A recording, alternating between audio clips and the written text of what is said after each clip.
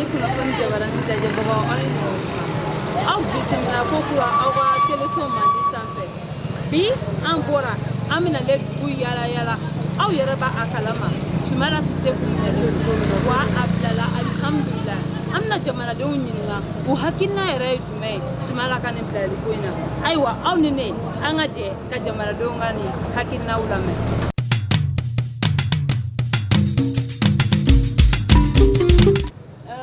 Mali kunnafoni mɔgɔw de don o fait an b'a fɛ k'i ɲininka komi maliyɛn bɛɛ tun bɛ k'a fɔ ko Sumala Sise ni bɛɛ lajɛlen b'a dɔn ale kun minɛlen don ko a bɛ an ka président kɔrɔ don n'o ye Ibrim Boubacar Keïta dɔw yɛrɛ ko k'a ka téléphone localisé la Sɛbɛnnikɔrɔ ayiwa dɔw yɛrɛ fana ko k'a tun bɛ banbagaciw bolo an yɛrɛ y'a ye sisan a libéré la tiɲɛ don a nana mais a ka nali kɔnɔna la ale ni banbagaciw ka mɔgɔ dɔw bɛ yen nɔ olu de falenna ɲɔgɔn na e yɛrɛ hakilinata de ye mun ye Sumala ka libération don.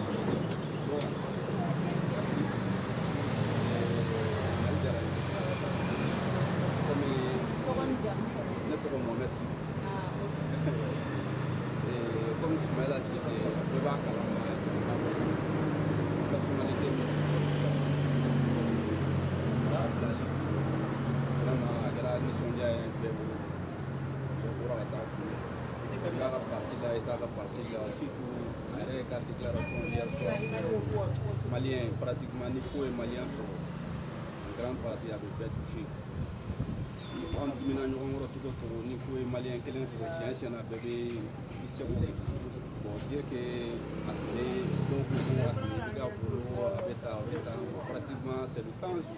général qui définit les choses quoi. Donc le temps est le meilleur chose. Voilà donc je ne pas faire dan y'a fɛ dɔw yɛrɛ tun ko ko a sigi bɛ a fouillé en fin de bon sisan nɔ a tiɲɛ yera quoi. Voilà, donc je comme tout le monde a dit, ça a été un plaisir pour moi personnellement. Merci beaucoup. Non, c'est gentil.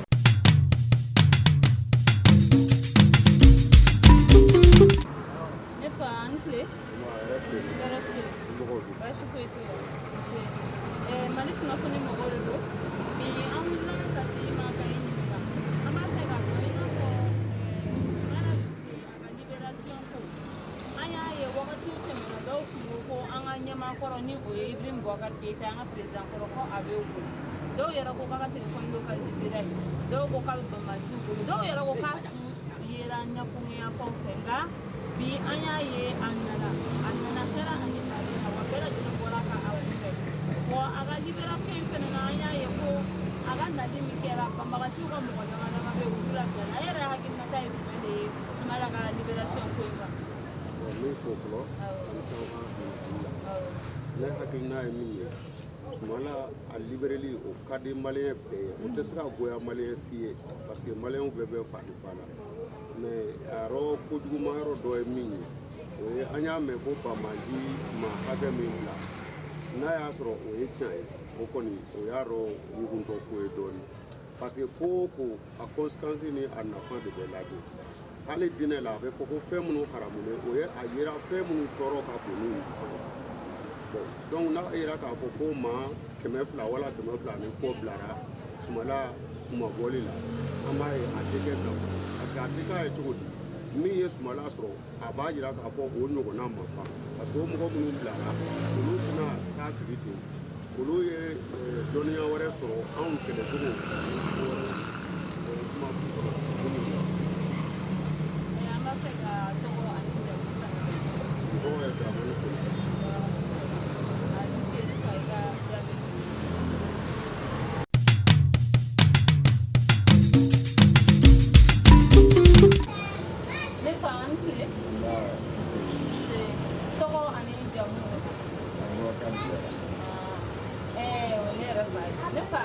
an b'a fɛ ka ɲininka jamanadenw ka ɲɛsin Sumala ka libération ma sabula an y'a jateminɛ wagatiw tɛmɛna dɔw tun ko an ka ɲɛmɔgɔ kɔrɔ ni o ye Ibrim Boubacar Keïta ye ko a b'o bolo dɔw yɛrɛ ko k'a ka téléphone localisé la ye mais an y'a ye ko président minɛna a ma ye yen dɔw yɛrɛ fana ko k'a tun bɛ banbagaciw bolo dɔw yɛrɛ ko k'a su yera ɲɛfun de nka an y'a ye bi a bilala a nana hɛrɛ ni baden na kɔnɔna fɛnɛ na an ka banbagaci mɔgɔ minnu kun minɛlen don o mɔgɔ caman bɛ yen nɔ olu labilala yala e yɛrɛ hakilinata ye jumɛn de ye a ka nin libération in kɔnɔ? ayiwa komi nin ye Mali ko de a kɛra Sumala ye a kɛra mɔgɔ ma n'a bɛ nin hukumu kɔnɔna la a minɛna ta n'a bɛ se ka k'a kɛ tɔɔrɔ lase jamana ma se ka bila condition min na Sumala ko tɛ ne ta ye ne tɛ politique la ne ye sɔrɔsi a bilala yɔrɔ min na sisan ne yɛrɛ ye classe 70. Bon, Sumala aussi, quel que soit le pas, Mali mɔgɔ ba de kon na vraiment an bɛ mɔgɔ an bɛ président an bɛ mɔgɔ fɔlɔ min fɔ IBK ye IBK ani u dalen b'a kan Sumala a ye fɛn bɛɛ kɛ mais Ala y'a latigɛ a ka kɛ mɔgɔ minnu bɛ fɛngɛ kan n'u y'a kɔnɔ an bɛ bɛɛ c'est d'un fila. Merci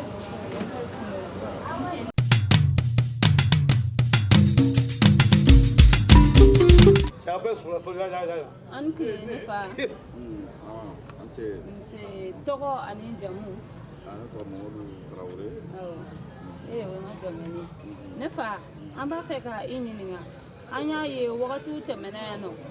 mɔgɔ caman kumara jamana in kɔnɔna la ko Sumala Sise an ka ɲɛmɔgɔkɔrɔ n'o ye IBK ye ko a bɛ o bolo dɔw yɛrɛ ko k'a ka telefɔni localisation yɛrɛ sɛbɛnnikɔrɔ dɔw fana ko a sugu yɛrɛ ɲɛfun ye nka an y'a ye bi a nana Bamakɔ mɔgɔw yɛrɛ caman bɔra ka a kunbɛn mais a ka bilali in kɔnɔna la an ka banbagaci mɔgɔ dɔw kun minɛlen don olu bilala o hukumu kɔnɔ e yɛrɛ hakilinata de ye mun ye a ka bilali ko in kan? O tiɲɛ yɛrɛ la n hakilinata ye mun ye o la sisan a kɔni tiɲɛ yɛrɛ Sumala kɔni a bilali a diyara n ye yɛrɛ de mais komi caman bɛ hakilinata fɔ nin ko la quoi tel que a bilala mɔgɔ jadisi mɔgɔ kɛmɛ damadɔni ko kama quoi donc o tɛ raison valable ye quoi le fait que ani otage wɛrɛ bilala ɲɔgɔn fɛ ka dɔw yɛrɛ ma o ye koba ye mais komi a bilala nin cogo na tan tɔ bon sisan sécurité de bɛ jɔ a jɔyɔrɔ la sisan nord fanfɛ komi barikade minnu bɛ yen nɔ o n'a militaire minnu bɛ yen o MINUSMA minnu bɛ yen olu b'a lajɛ sisan ka sécurité renforcer o nord fanfɛ la sinon kɔni Sumala kɔni tiɲɛ yɛrɛ kɔni a bilali kɔni a diyara ne yɛrɛ kɔni n b'a fɔ ma bon n'a ma tel que ko a ka localisation yɛrɛ IBK fɛ yen nɔ olu bɛɛ ye kɔrɔ ye quoi n b'a fɔ ma olu bɛɛ ye kɔrɔ ye ko kɔnɔna la mais ko donc komi olu kɔrɔlen ko ye an mɔgɔ fɔ tɔgɔ en fait a bilala ka ban n b'a fɔ o b'an bɔ quoi.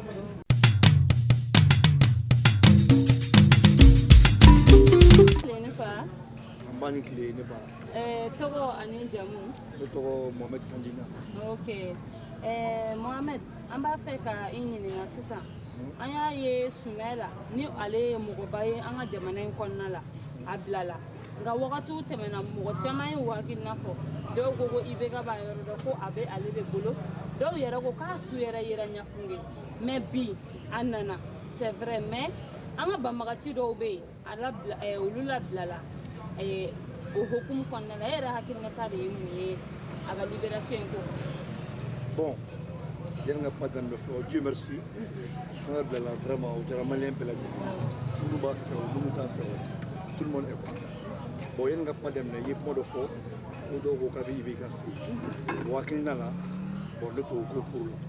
Sumala ne yɛrɛ Sumala ka mɔgɔ Sumala de ka di ne yɛrɛ ye mais k'a bɛ IBK fɛ yen u y'a sara ne t'o ko la o bɛna ni mankan wɛrɛ ye quoi sinon IBK vraiment a yɛrɛ tun ka sago kɛ Sumala ka ko in na mais Ala m'a latigɛ Sumala si de ma ban Sumala nana vraiment a diyara an bɛɛ lajɛlen ne bɛ se ka fɛn fɛn fɔ o ye. kumakan laban jumɛn bɛ e bolo sisan? Bon kumakan laban min bɛ ne bolo sisan o Sumala yɛrɛ ɲɛ b'a la nɔriko la fɛn man ka fɔ a yɛrɛ ɲɛna bilen certes a yɛrɛ bangena o yɔrɔ de la donc yɔrɔ ɲagaminen don ni Ala ye fanga nɔgɔya ye a ka hakili to nord la kosɛbɛ mun kan ka kɛ nord dusu ye o ka k'u ye sɔrɔsiw fana ka lajɛ rebellion minnu bɛ yen ka dankari la ne bɛ fɛ k'o dɔrɔn de fɔ. Merci beaucoup.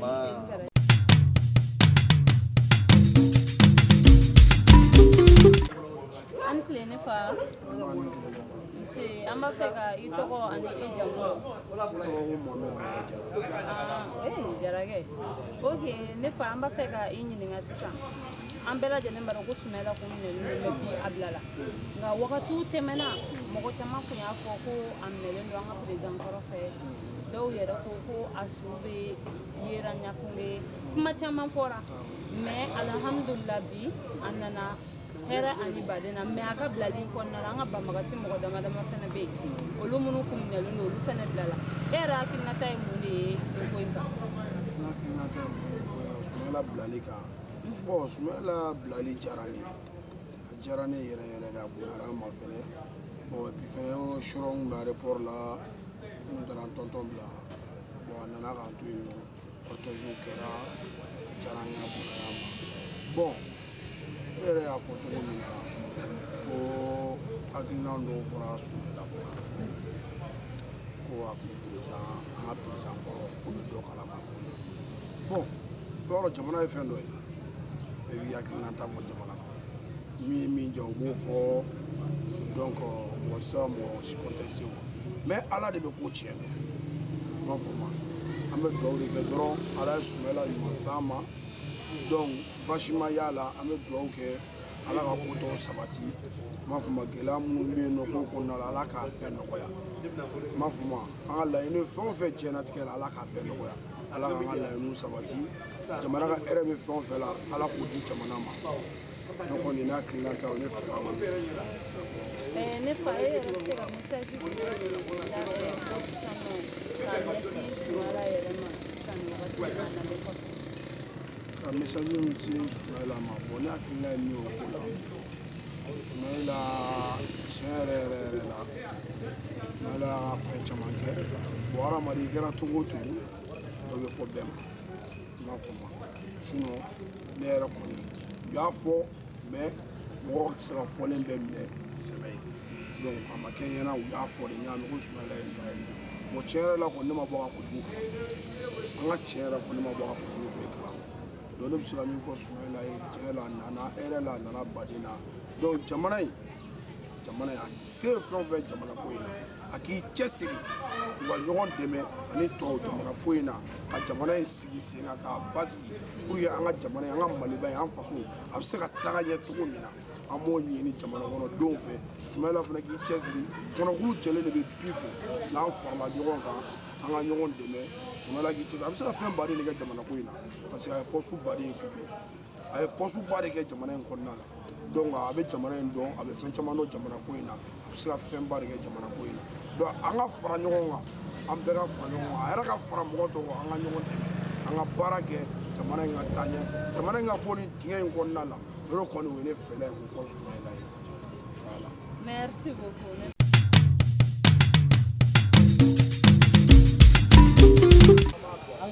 an tile ne fa tɔɔrɔ tɛ tɔgɔ ani jamu ok n balimakɛ fara an b'a fɛ ka i ɲininka i n'a fɔ Sumayila bilala nka wagatiw tɛmɛna mɔgɔ caman y'u hakilinataw fɔ dɔw yɛrɛ ko a bɛ an ka ɲɛmakɔrɔ bolo n'o ye IBK ye dɔw yɛrɛ ko k'a su yɛrɛ ɲafun ye nka bi alihamdulilayi a nana nka a ka bilali kɔnɔna la an ka banbagaci mɔgɔ dɔw kun minɛlen don olu labilala e yɛrɛ hakilinata ye mun de ye Sumayila ka labilali ko in ne hakilinata ye mun ye Sumayila bilara tiɲɛna a ɲɛna quoi a ɲɛna parce que personnalité ba don bon an bɛ transition ɲɛmɔgɔ fana fo parce que olu ye fɛn sugu bɛɛ kɛ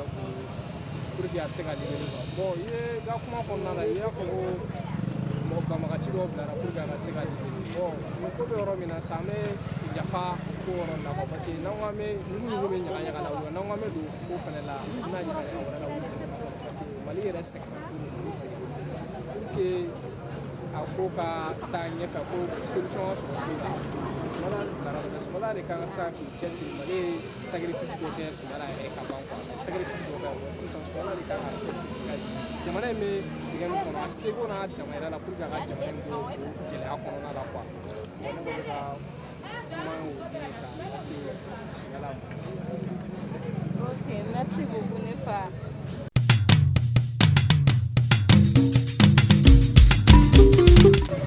an filɛ ne fa nse I bɛ se ka I tɔgɔ ani I jamu fɔ an ɲɛna ne tɔgɔ Sulemani Hayidara ok Hayidara kɛ an b'a fɛ I k'i hakilinata fɔ an ɲɛna Sumala ka bilaliko in na sabula an b'a dɔn maliyɛn bɛɛ lajɛlen nisɔndiyara a ka bilaliko la wa a ka bilalen yɛrɛ kɔnɔna la an ka banbagaci mɔgɔ dɔw bɛ yen olu bilala e hakilinata de ye mun ye nin ko yɛrɛ kan o ka kan ka kɛ Sumala parce que Sumala tɛ mɔgɔ deli ma mɔgɔba don diyagoya a bɔra ni ɲɔgɔn jama yɛrɛ ma deli ka bɔ tan ma deli ka kɛ mɔgɔ siyɛn Mali la ni Sumala yɛrɛ tɛ Sumala yira a diyara n ye parce que a kun tununa an kun bɛ fila la bi maliyɛnw y'a ye bɛɛ content na kɛra fête ye Maliba kɔnɔ Mali den bɛɛ nisɔndiyara cɛ fara muso kan musokɔrɔba fara denmisɛnnin kan a n'an baw n'an dɔgɔninw jeunesse bɛɛ content Sumala fɛnɛ ka d'an ye IRD ka d'an ye Mali ka d'an ye Mali kanu b'an na wa a ka d'an ye Ala ka ɲuman président nɔgɔya ye o ye n ka laɲini k'o d'a ma k'a k'an ma si fɛnɛ ye quoi. I ko ko Ala ka président nɔgɔya ye sisan hakilina jumɛn bɛ e bolo k'a fɔ Sumala ye an ka n'a kɛra président ye sisan nɔ ka ɲɛsin Maliko ma bon n'a kɛra président ye jeunesse bɛ position min na quoi yɛlɛma ka na Mali la kunu Mali ni bi Mali kana kɛ kelen ye komi cɛkɔrɔba dɔn y'a kɛ cogo min na a da kana kɛ ten an bɛ fɛ a ka dilan a organiser a projet b'a bolo a dɔnniya b'a la ne ka laɲini ye k'o fɔ Mali den bɛɛ cɛ fara musokɔrɔba kan bon ne bɛ bɔ kuma kɔnɔ. ok merci beaucoup ne fa I ni ce.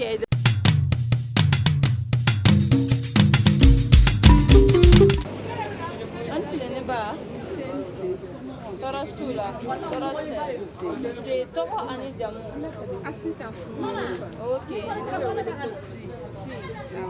ok ne ba an bɛɛ lajɛlen b'a dɔn ko Sumala Sise kun minɛlen don nka bi alihamudulilayi a bilala nka yan'a ka bila mɔgɔ caman y'u hakilinataw fɔ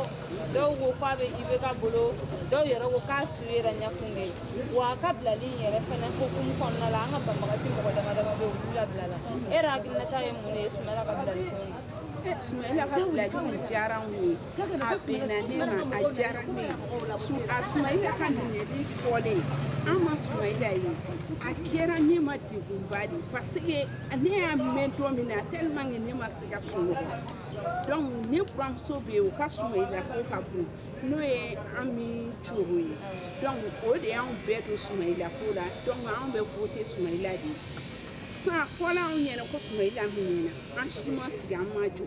ni Sumala ka éléments bɛɛ bɔ an bɛ kun nɔfɛ su ani tile a ka bilali tellement que a diyara anw ye an taara aéroport la mais u tɛ se ka sɔn bɛɛ ka don bɛɛ tɛ se ka ye o de kosɔn. hakilina jumɛn bɛ e bolo sisan k'a fɔ Sumala yɛrɛ ɲɛna a bilalen kɔfɛ hakilina bɛ ne bolo k'a fɔ Sumala ɲɛna nin ko in kɛlen kɔfɛ ni Ala sɔnna ma ne kɔni bolo a ka kɛ président ye o ka di ne ye mais mɔgɔ b'i t'a la Ala b'i t'a la ni Ala ye min kɛ o ka ɲi i y'a ye a ka hakili to jamana kɔnɔdenw na jamana kɔnɔdenw bɛɛ hamina ka nin minɛli la bɛɛ jɔrɔla nin minɛli la ni Ala y'a ɲuman bɔ tiɲɛ na a diyara anw ye. ok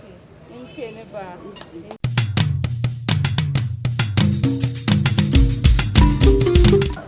ayiwa Mali kunnafoni jabaranin lajɛbagaw aw bɛɛ lajɛlen bɔra ka jamanadenw ka hakilina minɛ bɛɛ lajɛlen k'olu kɔntana sabula Sumala bilala ayiwa aw yɛrɛ hakilinata ye mun ye aw bɛ se k'aw hakilinataw fɔ an ka commentaire la an b'a fɔ aw ye ko aw k'an bɛn diɲɛ waati